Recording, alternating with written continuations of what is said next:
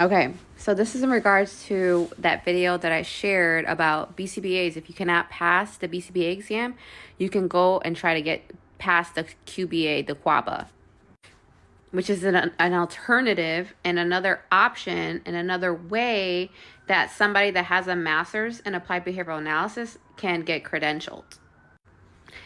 Now, let me explain how the BCBA credential, right? BCBA is in America, only in the USA and in Canada. There are other locations outside of America that people go and get their master's in applied behavioral analysis because there's universities outside of America, guys. So if you are outside of America, you can become a qualified behavioral analyst because BCBA is trademarked. In America, you're going to be a board certified behavioral analyst, okay? And in America, the medical insurance pays for BCBAs to perform treatment and get paid for it. So when you're in grad school, when you decide, because you're in America, when you are working in the field and you find a passion in it and you're like, wow, I want to become a behavior analyst, usually you're working in the field when you want to become a behavior analyst. There's people that find out about what a behavior analyst is and then they go that route and they've never even been in the field, okay? So not everyone that goes for a master's in applied behavior analysis actually has experience in the field.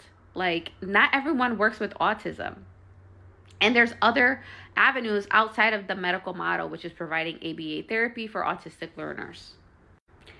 Applied behavioral analysis is an evidence-based practice that has been proven effective to treat autism, right? Treat autism.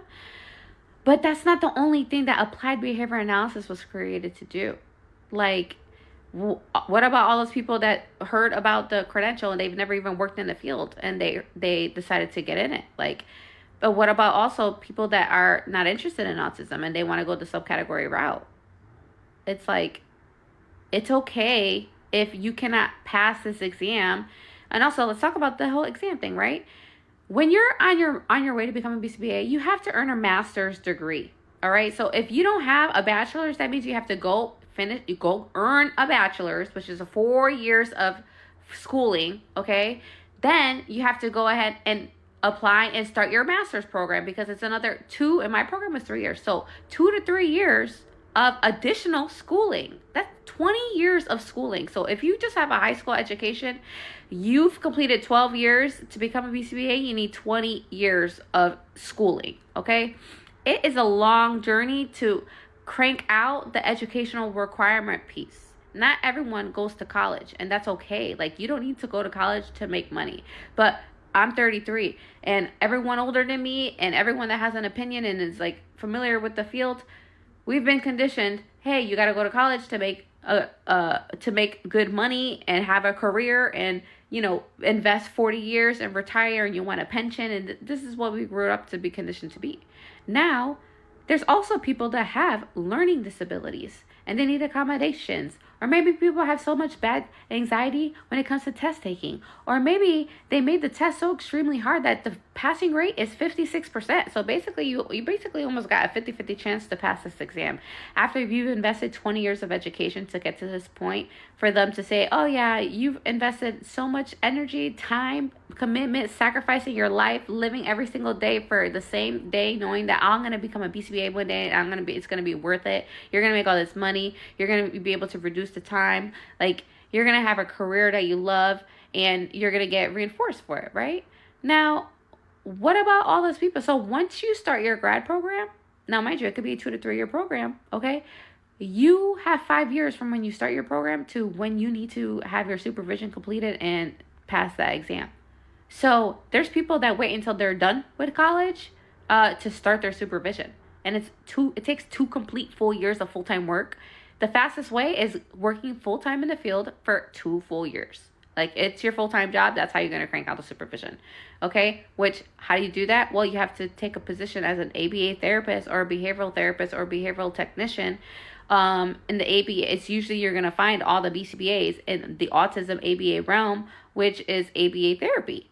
Okay, so you're usually working in a field, so you know what it's like to be that RBT, that one-to-one that is being taught by the BCBA. So if you're a BCBA coming in the field, you've never run a DTI trial, you've never felt the anxiety and all the understanding the environment to see all the triggers, but also seeing how other people in the environment that the learner has to stand by every single day to understand the vibes and energy and relocating things and maneuvering the environment so that it's successful for everybody involved. Like, unless you've experienced that contingency, it's like, you don't know. And you won't know until you pass the BCBA exam, because only BCBAs will understand the other side of what that one-to-one is. Okay? And unless you work in the field, you cannot be compassionate or understanding or have a good relationship with your RBT, because you've never experienced what they're going through if you've never worked one-to-one in the field. So it's mind-blowing. So anyways, back to this, right? It says, this doesn't promote confidence in behavioral analysis field. It shouldn't. You should not be confident that you're going to pass this exam. Okay? So the BCBA should not be the only choice that we have. There's so many people with a master's in applied behavior analysis that maybe ran out of time or could not pass the exam, or they took the exam 8 times and you can't take it more than 8 times. Okay? So it's like, who are you to say that if you can't pass the exam to get a license for the job, there shouldn't be a work around it? So what you're saying is like, the BCBA is the only accomplishment you can achieve if you have a master's degree in applied behavior analysis. That is what you're saying when you say that we shouldn't try to work around finding another avenue. There are other avenues, though, outside of just being a BCBA stuck in the medical model. Okay? BCBA stands for Board Certified Behavior Analyst, and you are certified by the Behavioral Analyst Board, the BACB. Okay? Now, anyone can start their own credential and create their own board and create their own ethical guidelines and start their own credential. So who's the other one? Oh, well, remember, the BCBA is only in America and in Canada. So what about those other people that have a master's degree? Well, in their country and outside of America, you can have your own board called the Qualified Behavioral Analyst. Become a qualified applied behavior analyst. So a QBA means you're a qualified behavioral analyst. Oh, board certified behavior analyst and qualified behavior analyst. And guess what? Some states have licensed behavior analysts. And if you're a BCBA, you usually just have to pay a fee because you're already qualified. And guess what? As a QBA, you just have to pay the fee because you're already qualified.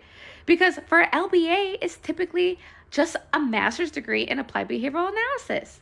And some states have it labeled differently. Okay, so you will probably see, like, in my state, it's LBACT, so licensed behavior analyst in Connecticut, because you can work in different states. And if the state requires licensing, then you need to pay for the licensing. And you have to renew it every single year. And in New Jersey, I think instead of licensed behavior analyst, it's like I forgot, but Quintara is the other one. Because I was like, what does that credential at the end of your name mean? Because once you start earning degrees, that's where all those letters come in. And unless you know the letters that are at the end of the name, then there's levels of respect when you go the college route. It's like, oh my gosh, you got your PhD. Like, if you see a D at the end, that's the highest level of education. PhD, D, doctorate level. Like, yeah, there's a reason why you represent the doctorate level. And best believe I'm going to be representing all my credentials. Okay, MS, I be wanting to put BS up there because I have my bachelor's in on criminal justice. So it's like, yeah, people, and that's another thing. It's like, why people be discrediting earning the BS once they get the MS? It's like, don't get rid of the BS.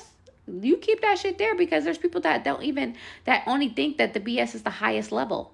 Okay, there is, and it's like, no. There's more letters after the BS. There's more letters after the HS. From the HS, it could go the AS, or you could jump straight to the BS, okay? So associates is 2 years. A bachelor's is 4. So you could decide that you're going to get your bachelor's, so you're not going to waste time trying to earn associates when you're going to get your bachelor's, okay? The same thing for master's. It's like, well, the master's, like, usually after you done with a bachelor's, you're like, I need a break from school. But there's people that be like, you know what, I'm going to crank out these last 2 years of school to earn that master's degree. And I'm going to be set with my education out the way, because what am I missing? I'm already in the whole college realm, right? And enough for nothing, master's schools, it's nighttime school. It's not during the day like a bachelor's degree. So after your bachelor's, you get a full-time job, you start that salary position, and you start your master's at the same time. because you're going to learn to manage it both at the same time, experiencing it in the same